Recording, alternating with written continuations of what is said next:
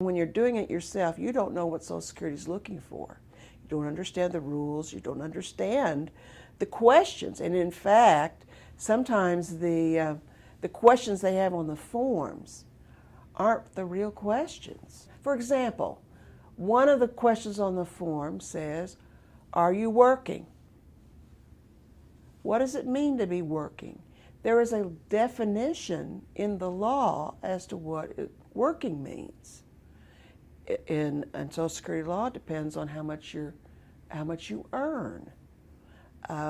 Sometimes there's an offset of your expenses. You may be able to work, but you have to pay a lot of medical bills in order to have the medications you need in order to work. Well, the costs of those medications are subtracted from your income.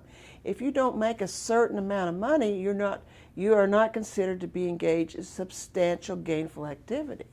So people can be working and still not be working under the definition of the law, but they don't tell people that. And you're at the office and they ask you, when did you last work? And you worked for a month doing something and you say you did that. Well, you have to have done it about 3 months for it to count. They don't tell you that.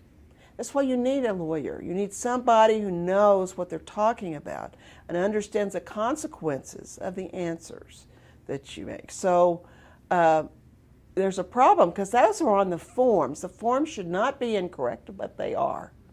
To have a free consultation of your disability claim, call us at 918-587-0050 or visit us at troutmanlaw.com.